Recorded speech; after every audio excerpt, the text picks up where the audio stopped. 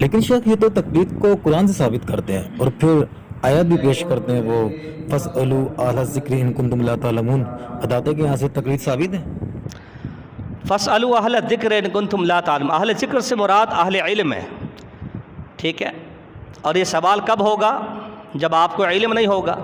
سوال تقلید نہیں ہوتا، یہ بھی دھوکہ دیا جاتا ہے کہ یہ تقلید کی دلیل ہے،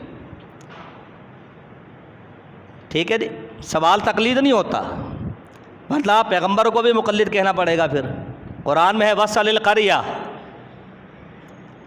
وَاسْأَلِ الْعِيرَ الَّتِي كُنَّا فِيهَا أَوْ أَقْبَلْنَا فِيهَا، سورہ یوسف۔ تو یہ انبیاء کے بارے میں انبیاء سے کہا جا رہا ہے سوال پوچھے۔ وَاسْأَلْ مَنْ أَرْسَلْنَا قَبْلَكَ بِالرُّسُلِنَا، تو کیا انبیاء مقلد ہوتے ہیں؟ اللہ کہہ رہا سوال کرو۔ تو سوال کرنا تقلید نہیں ہوتا، یہ جہالت ہے۔ نمبر 2، تقلید کس کی ہو رہی ہے؟ جو دنیا میں نہیں ہے۔ سوال کس سے کرتے ہیں؟ ان سے کرتے ہیں، زندہ سے کرتے ہیں نا، تو پھر یہ دلیل کیسے بن گئی؟ تقلید فوت شدہ کی ہو رہی ہے اور حوالہ زندہ کا دیا جا رہا ہے، یہ کیا بات ہے؟ تو یہ سراسر جہالت ہے۔ قرآن مجید میں صراحت ہے فَاسْأَلُوا أَهْلَ الذِّكْرِ إِن كُنتُمْ لَا تَعْلَمُونَ، اگر تم نہیں جانتے، اگر آپ نہیں جانتے تو یہ لکھا مفتی اعظم آف پاکستان، رہبر شریعت، پیر طریقت، ہاں جی، یہ کیا ہے؟ آپ اتنے جاہل ہیں؟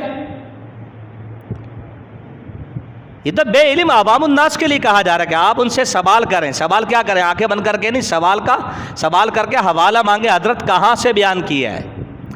بالبینات والزبر بھی تو ہے نا ساتھ میں، فَاسْأَلُوا أَهْلَ الذِّكْرِ إِن كُنتُمْ لَا تَعْلَمُونَ، تو وہاں ذکر نہیں ہے بالبینات والزبر، دلیل پوچھو ان سے کہ یہ آپ نے مسئلہ بیان کیا، کہاں لکھا ہوا، ٹھیک ہے۔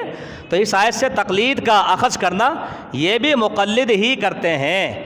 لیکن میں آپ کو مزے کی بات بتاؤں، مقلد کو استنباط کا، اجتہاد کا ملکہ ہوتا ہی نہیں ہے، ورنہ وہ مقلد کیسا؟ بات آ رہی سمجھ میں؟ مقلد کو اجازت ہی نہیں مسئلہ نکالے، وہ یہ کہے گا کہ امام صاحب نے فرمایا ہے، تو آپ دکھا دیں امام صاحب نے اس آیت سے تقلید ثابت کی ہو تو ہم بھی مان لیتے ہیں، ٹھیک ہے۔ تو لہذا یہ سراسر بے علمی اور جہالت ہے کہ آپ قرآن سے، آپ خود کہتے ہیں، بات لمبی ہو جاتی ہے، ہر کتاب میں لکھا ہے تقلید 4 صدی کی بدعت ہے، سب کا اتفاق ہے۔ تو کیا بدعت قرآن سے ثابت کر رہے ہیں آپ؟ یہ کہنا چاہتے ہیں آپ؟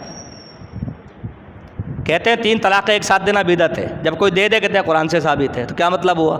بدعت قرآن سے ثابت ہو گئی، نعوذ باللہ من ذالک۔